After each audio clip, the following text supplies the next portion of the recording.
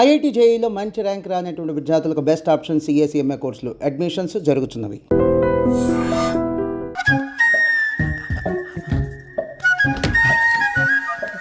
కానివ్వండి రా, కానివ్వండి. మీరేం మావయ్య ఇక్కడ పడుకుంటున్నారు? అదేంటమ్మా పెద్దోడా చెప్పలేదా? మేమంతా కలిసే పడుకుంటామమ్మా. నువ్వు మాతో పాటే. అవును భార్గవి. మీరు ఊరుకోండి. మీరు ఇక్కడ పడుకోవడం నాకు ఇష్టం లేదు మావయ్య.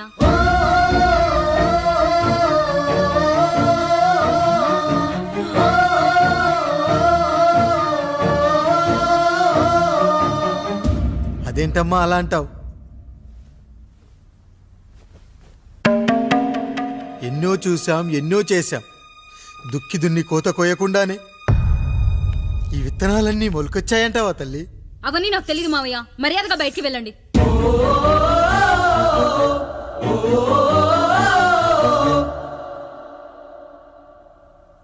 కనీసం ఆ మూలనైనా పడుకుంటామమ్మా. నువ్వైనా చెప్పరా పెద్దోడా? అంటే తను ఇబ్బంది పడుతుంది కదా నాన్న.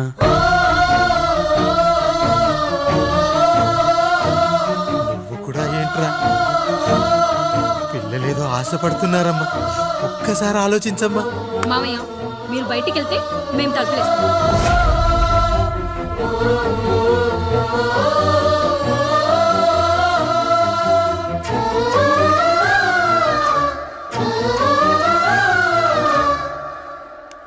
వేసుకోండి అమ్మా, వేసుకోండి. తలుపులు వేసుకోండి.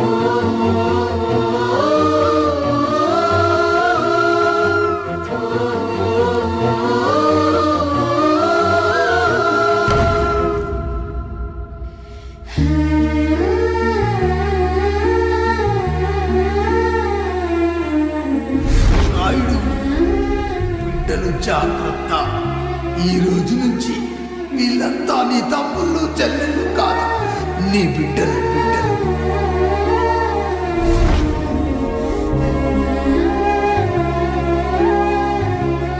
జానకి, ఏమండి? సావిత్రి, ఏమండి? లక్ష్మి, ఏమండి? మన గదిలోకి పదండి. ఇక నుంచి ఎవరి పిల్లలతో వాళ్ళ గదిలోనే పడుకోవాలి. ఇది ఈ రోజు నుంచి ఈ వంశానికి రాస్తున్న కొత్త శాసనం. అయ్యా అలా అనకండి అయ్యా. మీరు లేకుండా మేము ఎప్పుడైనా విడిగా పడుకున్నాము. అంతా కలిసే కదయ్యా పంచుకున్నాం. వెళ్ళరా వెళ్ళు. నీకు భార్య ఉంది, నీకు పడగది ఉంది. వేసుకోండి రా, మీరు వేసుకోండి. తలుపులు వేసుకోండి. మీరు కూడా ఏంటండి పిల్లలేదు? చిన్న పిల్లల వాళ్ళని ఉయ్యాల్లో ఆడించేటప్పుడు పక్కనే ఈ నాన్న కావాలి. బడికెళ్ళేటప్పుడు పక్కనే ఈ నాన్న కావాలి. గుడికెళ్ళేటప్పుడు కూడా పక్కనే ఈ నాన్న కావాలి. కానీ శోభనం గదిలో మాత్రం పక్కనే ఉంటానంటే బరువయ్యాను జానకి, బరువయ్యాను.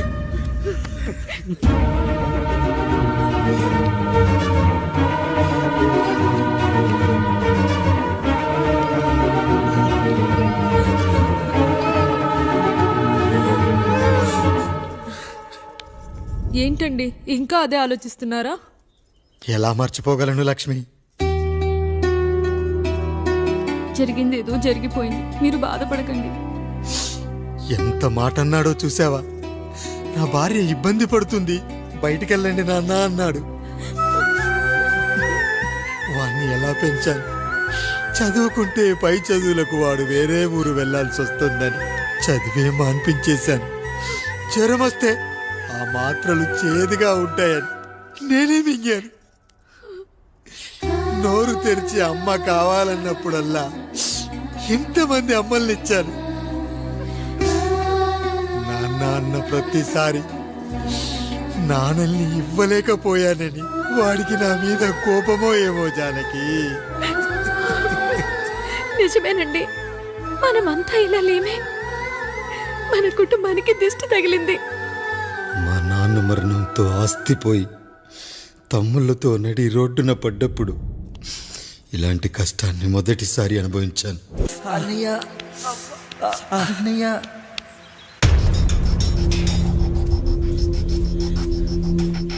అయ్యా, ఏంట్రా రోడ్డు మీద కాలు కాలుతున్నా సరే తమ్ముళ్ళు చెప్పులు లేకుండా నడుస్తున్నారు అయ్యా. నడుస్తున్నారయ్యా.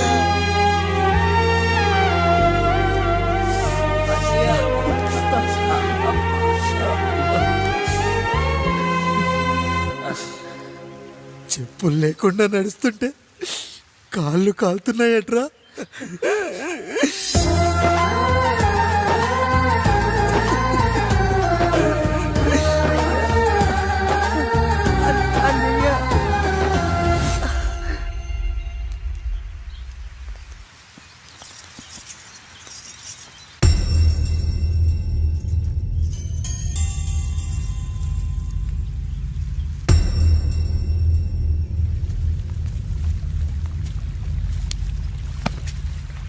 ఏరా కాముడు, అయ్యా బాధపడుతున్నావా?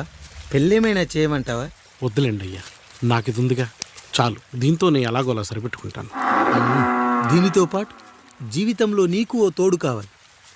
రే గంటోడా, అయ్యా ఇక నుంచి కష్టాల్లో సుఖాల్లో వీడికి అన్నీ నువ్వేరా.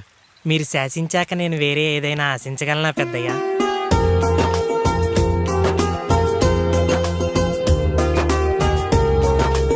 నీ గురించి కాదురా, మీ అక్కది చాలా గొప్ప మంచి మనసుని విన్నాను. ఈ కాముడికి ఆ రాముడి గుళ్ళో పెళ్లి చెయ్యి. అయ్యా, దాన్ని పెళ్లి చేసుకుంటే దాని భర్త చనిపోతాడని జాతకంలో ఉందయ్యా. మీరంతా కలకాలం ఉంటారంట్రా. వీడు పోతే నేను లేనా, చూసుకోలేనా? నువ్వు పెళ్లి చెయ్యి, పెళ్లి చేయరా.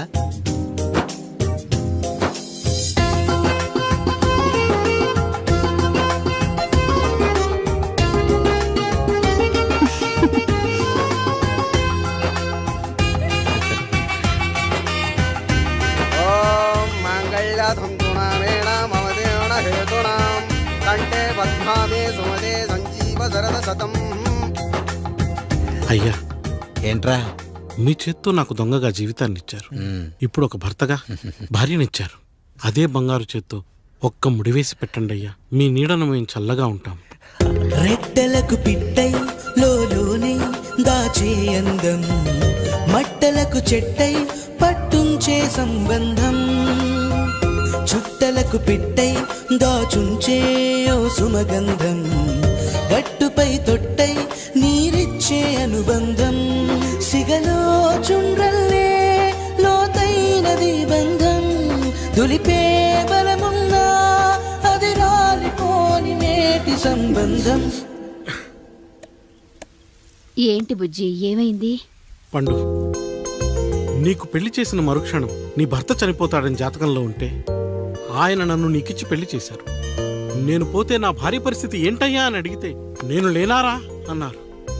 ఆయన చేసిన త్యాగం మామూలు త్యాగం కాదు. ఒకవేళ పొరపాటున నాకేమైనా జరిగితే? అయ్యయ్యో, అంత మాట అనకండి. మీరు వేరే చెప్పాలా?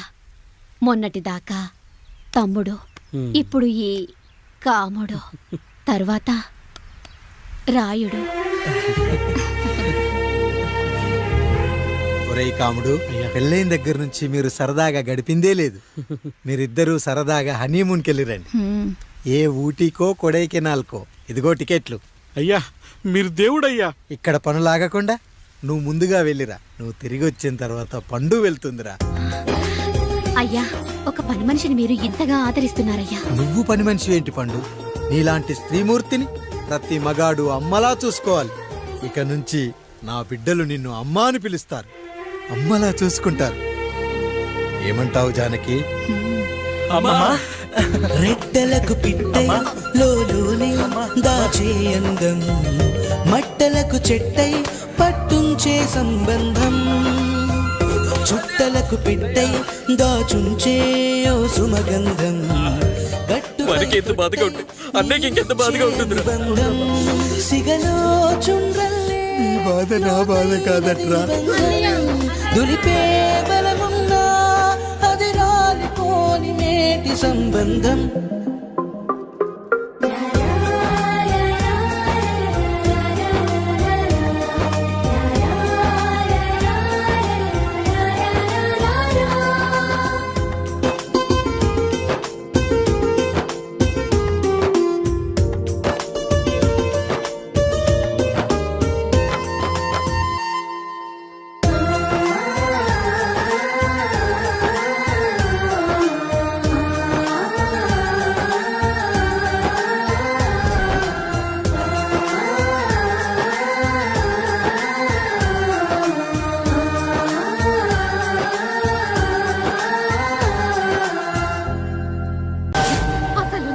ఎవరో నీకు తెలుసా? తెలుసా? ఇదిగో ఈ కాముడేరా నీ తండ్రి. గేదె నల్లగా ఉన్నంత మాత్రాన పాలు తెల్లగా ఎలా ఉన్నాయనే కదరా నీ ప్రశ్న. దానికి సమాధానం చెప్పాలంటే ఒక వర్షం కురిసిన రాత్రి నేను 9వ నెల బాలింతగా ఉన్నప్పుడు. పండు పండు ఇదిగో. ఏమిటండి ఇది? నిద్రలేస్తే నేను, బయటికెళ్తే గంటోడు, పక్కకెళ్తే పాలేరు, ఎప్పుడూ తిరిగే తాయారు. రోజు మమ్మల్ని చూసి చూసి బిడ్డ కూడా జిడ్డుమొహం వేసుకుని పుడతాడేమో అని భయంగా ఉంది. కడుపులో ఉన్నప్పుడు మనం ఎవరి మొహాలైతే చూస్తామో అచ్చం వారి పోలికలతోనే పుడతారంటారు. పొరపాటున నా పోలికలతో పుడితే? అదేంటి కాముడు, నీకేం తక్కువ? జుట్టు ఉండాల్సిన చోట లేకుండా అవసరం లేని చోట విపరీతంగా పెరిగిపోతుంది. ఆ, మనకు పుట్టబోయే బిడ్డ గొప్ప అందగాడై ఉండాలి. ఇదిగో రోజు ఈ దేవుడి ఫోటోలు చూడు, వాళ్ళలాగే అందంగా పుడతాడు. కడుపుతో ఉన్నప్పుడు ఎవరి ఫోటో చూస్తే ఆ పోలికలతో బిడ్డ పుడతాడా? కనిపించని దేవుడి పోలికలు నా బిడ్డకెందుకు? ఈ ఊరికి దేవుడు రాయుడు. నా బిడ్డ ఆయనలాగే పుట్టాలి, ఆయనలాగే పుట్టాలి.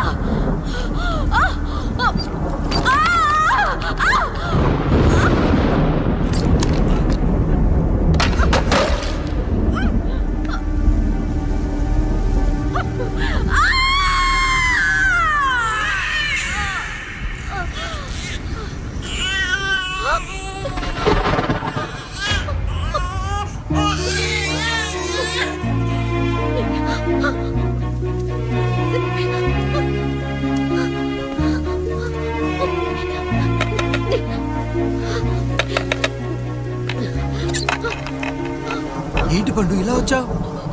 అయ్యా, తప్పు జరిగిపోయింది పెద్దయ్యా. ఏం జరిగింది? అసలే నువ్వు ఒట్టి మనిషి కూడా కాదు. ఒక్కసారి ఇటు చూడండి అయ్యా.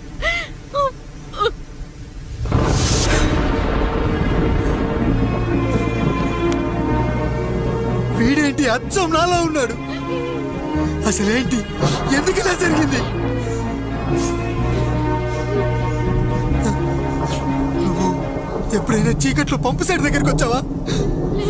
మరి అమలాపురంలో శివాలయం దగ్గర రత్నాలు నీకేమైనా అమ్మవుతుందా? పిఠాపురంలో పద్మ, రామాపురంలో లక్ష్మి, కాకినాడలో సుజాత.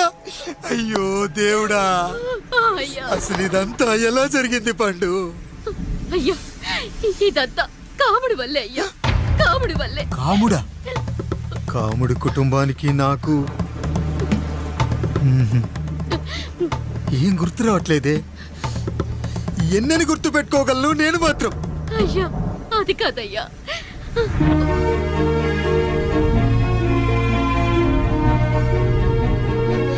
అలా రోజు మీ ఫోటో చూసి చూసి అచ్చం మీలాగే పుట్టాడు. అయ్యో, నా పోలికతో బిడ్డ కావాలనుకోవడం ఏంటి పండు? నువ్విలా చేయడం ఏంటి పండు? పోలికల కోసం ఫోటోలు ఎందుకు చూసావు పండు? అందుకే కదయ్యా ముందు ఆ డైలాగ్ చెప్పాను, తప్పు జరిగిందని.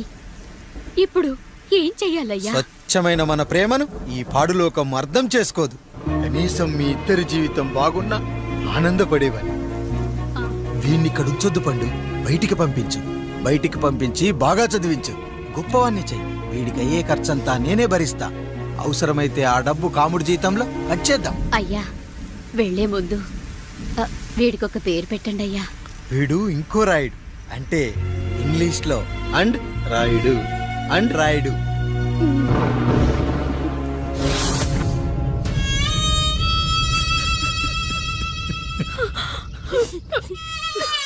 ఇదిరా నీ కథ, నా గతం.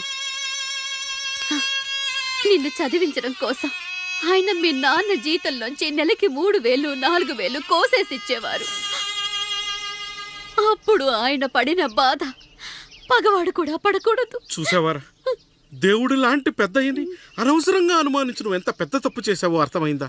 ఒకడు నిమ్మకాయ పెట్టి పసుపు వేసి ఉప్పు కలిపి పులిహోర చేయొచ్చు, కానీ ఆ పులిహోర ఎప్పటికీ దేవుడి ప్రసాదం. నువ్వు ఆ దేవుడి ప్రసాదం. ఇక ఆయనే మీ నాన్న.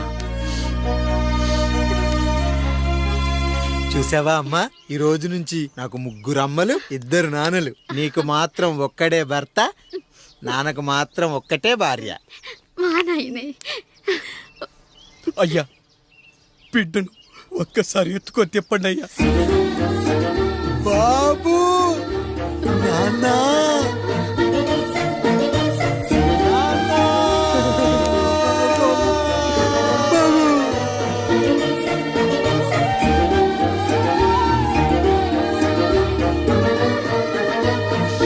నన్ను క్షమించు నాన్న. ఇప్పటికైనా నిజం అర్థం చేసుకున్నావు. అది నాకు చాలురా, చాలు. చాలదు నాన్న.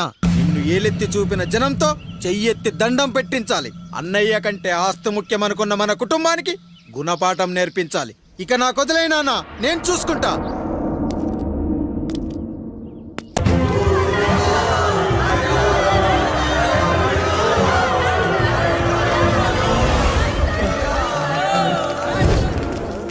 ప్రజల్లారా, నా బిడ్డల్లారా, నా జీవితం మీకే అంకితం.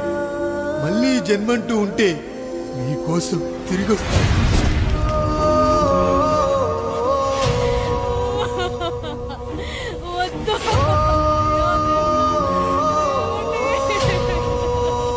వద్దయ్యా, వద్దు.